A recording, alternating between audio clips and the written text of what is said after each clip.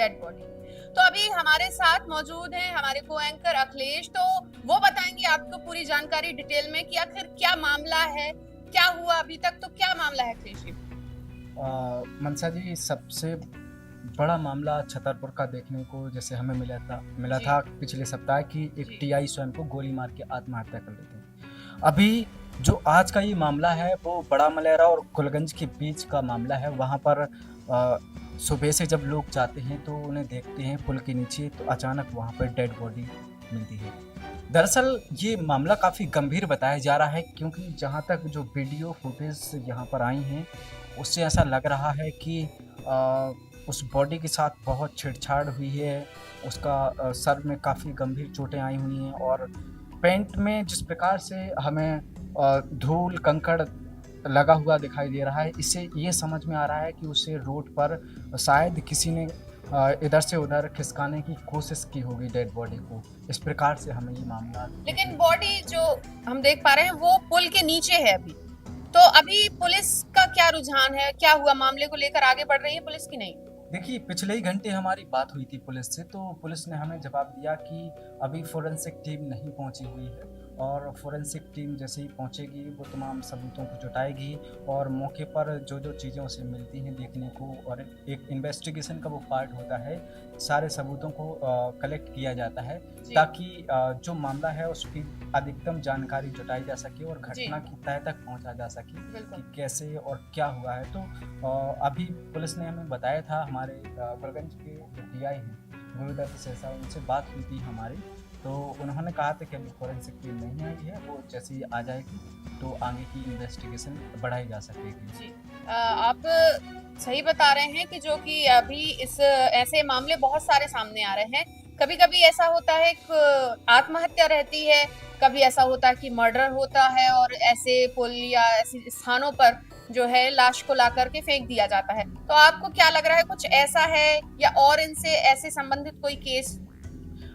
देखिए, सच बताएँ तो जैसे एक मामला हुआ था छतरपुर में। अभी छतरपुर में बहुत सारे ऐसे मामले हुए हैं, जैसे धमौरा में एक लड़की ने अपने प्रिंसिपल को गोली मार के उनकी हत्या कर दी थी। वैसे ही एक मामला हमें देखने को मिला था कि एक लड़का पहाड़ पर है, उसने किसी को, अपनी गर्लफ्रेंड की परिवार में किसी को गोली मार दी थी, फिर पुलिस उसे घेर लेती है, फिर उस स्वयं को गोली मार लेता है।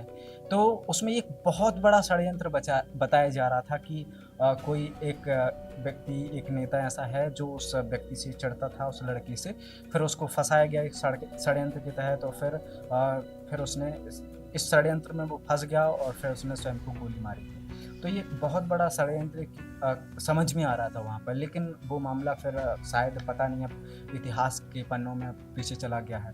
अभी जो छतरपुर में एक आत्महत्या कांड का मामला हुआ था, टीआई ने स्वयं को गोली मारी है। अब बताया ही जा रहा था कि टीआई उन्हें कई लाख रुपए की लग्ज़री गाड़ियाँ दे रहे हैं, 1-1 डेढ़ लाख रुपए का बैग दे रहे हैं, और भी तमाम गिफ्ट्स दे रहे हैं, प्लॉट दे रहे हैं।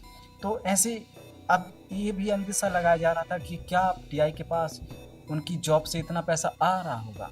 तो वहाँ पर तमाम सवाल खड़े हो रहे थे कि क्या यहाँ पर ईडी, जो इन्फोर्समेंट डायरेक्टरेट होती है, वित्त मंत्रालय के अंतर्गत काम करती है, भ्रष्टाचार को उजागर करने का काम करती है, ईडी को यहाँ पर जांच पड़ताल करनी चाहिए थी, सीबीआई को क्योंकि ये हाई-फाई मामला हो गया था, तो सीबीआई चाहती तो वो भी यहाँ पर इन्वेस्टिगेशन कर सकती थी। और सबसे बड़ी बात जो हो जाती है वो आपका लोकपाल, लोकायुक्त जैसी जो टीमें होती हैं, और सीबीसी, ये भी सेंट्रल की एक एजेंसी है जो भ्रष्टाचार को उजागर करने का काम करती है, अधिकारियों को, मंत्रियों जो भ्रष्टाचार करते हैं। तो यहाँ भी एक भ्रष्टाचार का एक बड़ा मामला हमें देखने को समझ में आ रहा था। लेकिन जैसे-तैसे इस मामले को अभी दबाने की कोशिश की जा रही है कहीं न कहीं पुलिस की तरफ से। अभी हमारे छतरपुर में जो एसपी अगम जैन हैं, वो कई छोटे मुद्दों पर, बड़े मुद्दों पर एक प्रेस कॉन्फ्रेंस करते हैं। लेकिन आप सोचिए, एक टीआई उनके ही एक परिवार होता है, पुलिस को कह लीजिए, कई पुलिस डिपार्टमेंट का एक परिवार है। अब उनके ही एक परिवार का एक सदस्य चला जाता है, टीआई आत्महत्या कर लेती हैं, लेकिन एसपी की तरफ से कोई प्रेस कॉन्फ्रेंस नहीं करी जाती है, ना कोई जानकारी दी जाती है। तो उसके बाद अभी हमने देखा कि जिस प्रकार से वो डेड बॉडी देखने को मिल रही है बड़ा महरा और गोलगंज के बीच में, जो चौपरिया मंदिर है, प्रसिद्ध मंदिर है, उसके नीचे। तो आप सोचिए कि ऐसा समझ में आ रहा है कि कोई उस डेड बॉडी को एक स्थान से दूसरे स्थान तक ले जा रहा था। शायद उसके साथ बहुत मारपीट भी की गई, क्योंकि उसका सिर में चोट अभी फ़ोटो से और वीडियो से समझ में आ रहा है कि सिर में काफ़ी गंभीर चोटें हैं, और ब्लड जो है उसकी पूरी बॉडी में और पैरों पर भी है, और साथ में ही उसकी पैंट पर जिस प्रकार से उसे रोड पर खिसकाने के निशान बने हुए हैं, ऐसा लग रहा है कि शायद किसी ने इस घटना को अंजाम दिया होगा। कोई मर्डर हो सकता है, ऐसा कि मर्डर किया गया होगा, फिर उसको यहाँ पर बॉडी को डंप किया गया है या फेंका गया है उस पुल पे से। तो एक मामला तो ऐसा ही समझ में आ रहा है, क्योंकि अगर सोचो अगर वहाँ पे उनकी मारपीट हुई हो, तो वो बॉडी इधर-उधर कीचड़ में लिपटी हुई होनी चाहिए थी। लेकिन जिस प्रकार से वो बॉडी डली है, सिर्फ़ एक ही पक्ष बॉडी का जो पार्ट है वो कीचड़ में दबा हुआ है, और दूसरे साइड पर बॉडी के कोई भी कीचड़ नहीं है। सिर्फ़ लगता है ऐसा कि सूखी धूल है। तो क्या ऐसा भी हो सकता है कि कोई ऐसी घटना हुई हो जिस घटना का वो शिकार हो गया हो, या कुछ एक्सीडेंट ऐसे हो सकते हैं शायद?